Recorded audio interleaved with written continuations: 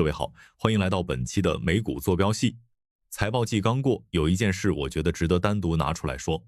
Meta 财报发布当天，股价涨了超过10%，同一时期，微软跌了将近10%。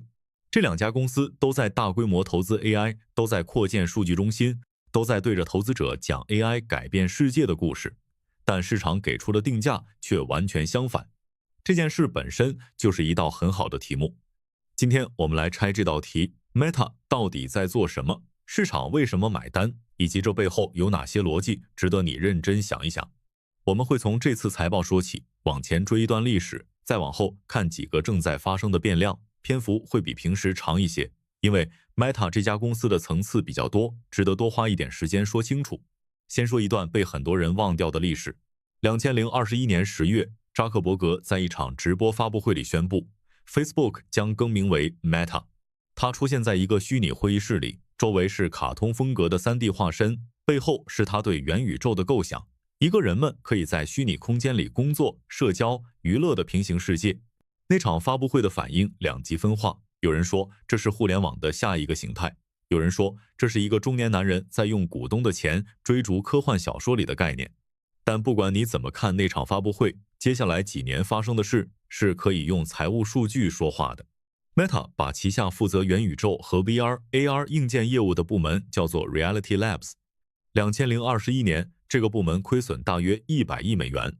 2022年，亏损扩大到130多亿。2023年，继续扩大到160亿以上。之后2年，每年的亏损也都在100亿美元级别。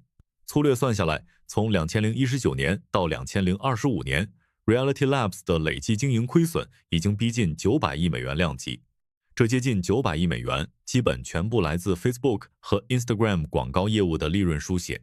与此同时 ，VR 头显 Quest 的销量在消费市场勉强算稳定，但距离改变人类生活方式还差着10万8千里。元宇宙里的虚拟办公室并没有真的取代 Zoom。虚拟会议并没有取代现实办公楼。过去几年，市场一直有一个挥之不去的担忧 ：Reality Labs 的亏损到底什么时候是个头？扎克伯格到底要在这件事上烧多少钱？这块业务未来的上限是什么？没人说得清。这个担忧压在 Meta 的估值上，就像一块说不清重量的石头，因为你不知道这个坑到底有多深。然后，这次财报，管理层释放了一个信号。Reality Labs 的亏损不会再像过去一样每年大幅扩张，2026年会进入一个相对可控的区间。市场的普遍解读是亏损走向见顶，而不是继续无穷无尽往上冲。就是这样一个给出边界的信号，触发了股价单日超过10%的上涨。你可能会觉得奇怪，只是说亏损不再继续放大，又没有说扭亏为盈，市场为什么这么激动？原因在于预期管理。市场过去几年已经习惯了 Reality Labs 每年亏损持续扩大的节奏，投资者把这件事定价为一个开放性的风险，不知道什么时候停，不知道最终要烧多少。现在管理层给了一个大致的边界，说亏损扩张到此为止，这个边界本身比任何具体数字都更有价值。一个有上限的风险比一个不知道上限在哪里的风险更容易被定价。与此同时，Meta 从2025年中以后开始把更多资源转向一个新的重点 Meta Super Intelligence Labs， 也就是主攻 AI 大模型和 AI 基础设施的新部门。Reality Labs 不再是公司故事的主角， AI 被摆到了更中心的位置。这个方向切换在当前市场语境里有非常具体的含义。2024到2025年，市场给 AI 叙事的溢价极高，投资者愿意为任何和 AI 强相关的故事支付更高价格。元宇宙作为一个叙事已经被市场冷落了好几年， AI 作为一个叙事正处在估值溢价最高的窗口期。Meta 这次相当于把资金从一个被市场打折的故事搬到了一个被市场加价的故事。这不是说 AI 一定比元宇宙更有价值，而是说市场现在的定价逻辑就是这样。理解这一点比争论元宇宙和 AI 谁更重要实用得多。要理解 Meta 为什么能持续盈利，为什么在经济波动里还能保持相当的韧性，你需要弄清楚它的广告系统到底是怎么工作的。很多人对 Meta 的认知停留在社交媒体公司这个层面，觉得它靠卖广告赚钱，本质上和传统报纸电视台差不多，只是换了个平台。这个理解有一定道理，但不够准确。Meta 和传统媒体的本质区别在于它的定向能力和算法能力，精度完全不在一个量级。传统电视广告是把一条广告在黄金时段播出，希望坐在电视机前的人里有一定比例对这个产品感兴趣。这是一种撒网式的投放，广告主付钱买的是曝光量，而不是有效触达。Meta 做的事情不一样，你在 Facebook 上点了什么内容，你在 Instagram 上关注了什么账号，你在应用里停留的时间、使用的时间段、互动行为、地理位置，这些数据被实时记录，被 AI 系统分析，最终形成一个关于你的兴趣图谱。广告主在投放的时候，不是在买美国18到35岁男性这种粗颗粒受众，而是可以精确到最近30天浏览过跑步装备，住在波士顿，每天晚上9点到11点活跃，收入在某个区间的用户。这种精度带来的结果是，广告主愿意为每一次有效展示支付更高的价格，因为转化率更高，每一分钱的广告费花得更有效率。更重要的是，这几年 Meta 在这套系统上叠加了很多 AI 能力。一个典型例子是他们的 Advantage Plus 广告产品，核心逻辑是用 AI 帮广告主自动完成以前需要大量人工做的事情，自动生成和优化广告文案，自动裁剪和调整图片比例，自动选择最优投放时段，自动在不同受众之间动态分配预算。广告主不需要深刻理解算法，不需要一个庞大的数字营销团队，只需要把素材和预算交给 Meta 的系统，机器就会帮你试错、迭代、优化。这套逻辑直接拉升了 Meta 的广告 ARPU， 也就是每个用户平均产生的广告收入。过去几个季度，即使全球宏观环境不算稳定， Meta 的广告收入依然保持了不错的增速。背后一个关键驱动力就是 AI 让广告效率更高了。广告主在 Meta 平台上花钱的 ROI 更好，自然愿意花更多钱。从商业模式的结构来看，这套系统有一个非常美的地方，边际成本极低。Meta 服务10亿用户和服务20亿用户，所需要的增量成本远小于把用户规模翻倍带来的收入增量。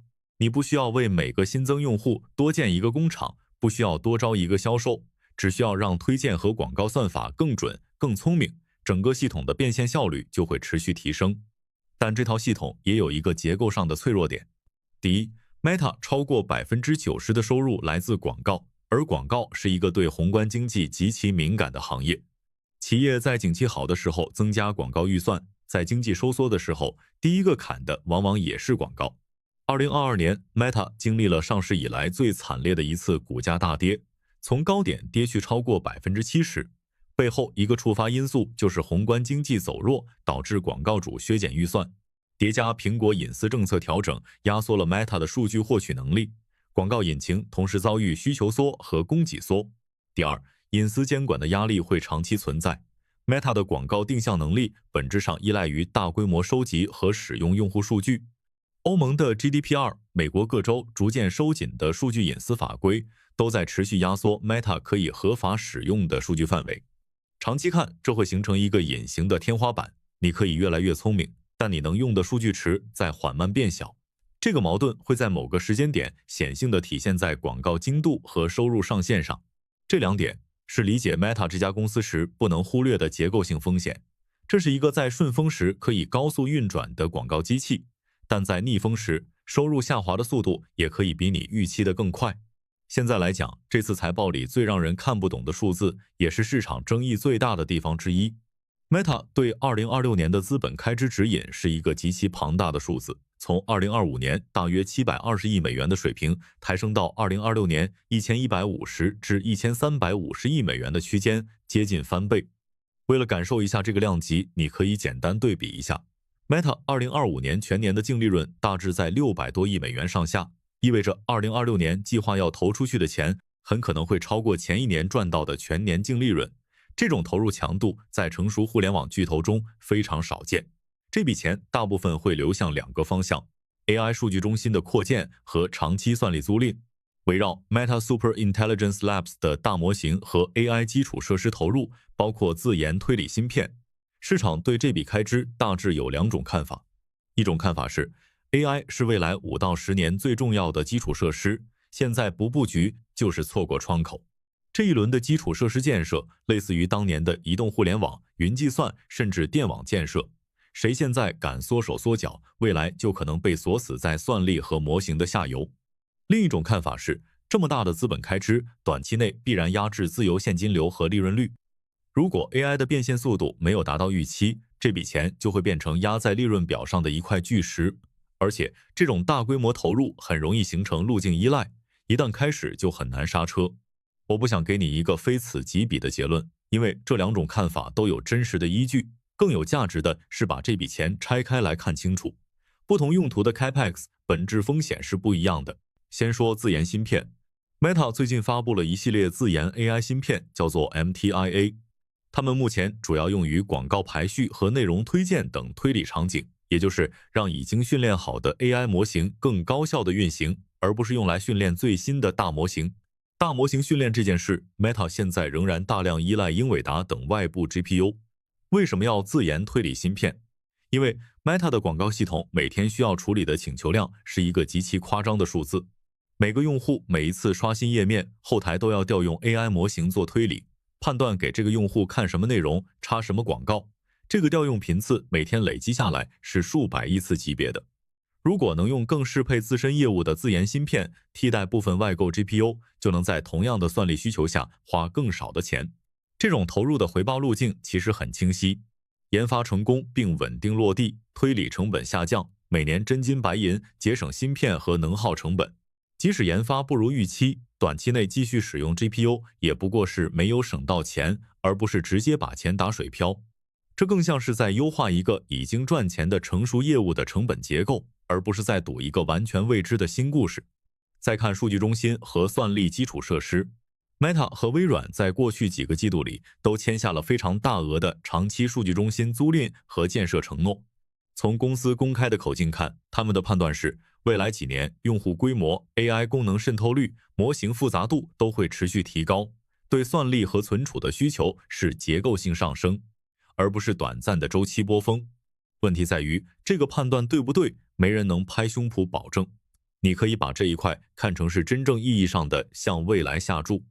如果2-3年后大家发现 AI 在 C 端的使用时长和付费意愿都远低于今天的乐观预期，那这些提前锁定的算力和机房就会变成过剩产能。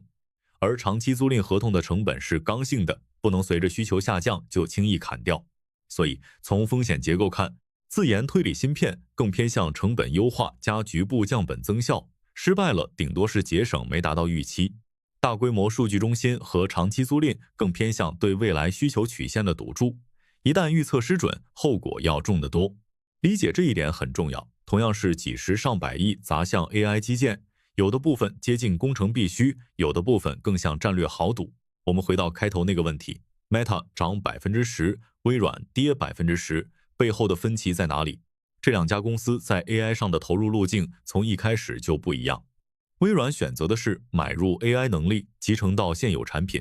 它向 OpenAI 投入了超过100亿美元级别的现金和算力资源，换来了 GPT 系列模型的深度绑定，然后把 AI 能力以 Copilot 的形式嵌入 Office、Teams、Windows、Azure 等一整套产品里。逻辑很简单，我不一定要自己训练最强的模型，但我要把全球数1数2的模型变成我产品的差异化优势。这条路的问题在于变现节奏目前不够清晰。 Meta 的情况不太一样， Meta 的 AI 投入有一条很清晰可以被数据追踪的链路。 AI 提升广告投放效率和定价能力，广告主愿意提高在 Meta 平台上的预算和单次出价，每个用户产生的广告收入随之上升，广告总收入和利润随之增长。这条链路的每一个环节，过去几个季度都有实际数据在支持。市场现在给 Meta 的溢价，核心就是不是因为 Meta 在 AI 上花的钱比别人多，也不是它的模型一定比别人强，而是它的 AI 投入已经有了一个看得见钱往哪儿流的变现路径，并且这条路径已经部分跑通。大模型路线之争 Llama、Avocado 和 Meta 的选择。现在来说 Meta 在大模型这件事情上的具体位置。先把背景说清楚， Meta 在大模型领域的竞争策略本质上和 OpenAI、Google 不在一个平面上，不能用同一把尺子去衡量。 OpenAI 的 GPT 和 Google 的 Gemini 本质上是闭源商业模型，模型权重不开放，企业要用需要付费调用 API。对于他们来说，模型本身就是产品，性能越强，发布越快，市场份额越大，收入和估值就越直接。Meta 的 Llama 系列走的是另一条路，开源加免费使用，模型权重对开发者开放，任何人可以拿去部署、微调、改造。Meta 不直接靠卖模型赚钱。那 Meta 为什么要做开源大模型？这件事背后有几层逻辑。第一层，降低整个生态的使用门槛。开源意味着更多开发者会基于 Llama 搭建应用，这些应用的用户最终可能还是在 Meta 的平台上活动，或者间接推动更多的 AI 使用场景，拉高整体互联网时长和广告库存。第二层，对冲闭源垄断的风险。如果未来基础模型被2-3家公司用闭源商业协议锁死， Meta 在自家产品里调用这些模型就要持续向别人付费，成本结构会被牢牢卡在别人手里。通过打造一个高质量的开源替代品， Meta 一方面保障了自己的独立性，一方面也给整个行业提供了 Plan B。 第三层，监管层面的考量。各国政府对 AI 监管的关注度不断提升，在很多政策讨论中，开源模型被视为更透明、更易审计、更有利于学术和产业创新的选项。这对 Meta 这种经常被监管盯上的公司来说是一个额外的加分项。在这个背景下，再看最近这轮关于新一代模型 Avocado 延期的消息，就会稍微冷静一点。外界报道是 Meta 原计划在3月前后推出一款代号为 Avocado 的新模型，但因为内部测试中在性能和稳定性上没有达到预期，决定推迟到至少5月再发布，给团队更多时间打磨。于是外界马上有声音说 Meta 在 AI 竞赛里掉队了。如果你把 Meta 看成一家模型级产品的公司，这种担心当然合理。晚2个月意味着少赚2个月的钱，也可能被竞争对手抢先占据市场心智。但对 Meta 来说， Llama 和 Avocado 这种开源模型更像是开发者基础设施。在这种定位下，发布时间早2个月和晚2个月，重要性不如发布时的质量和开发者信心。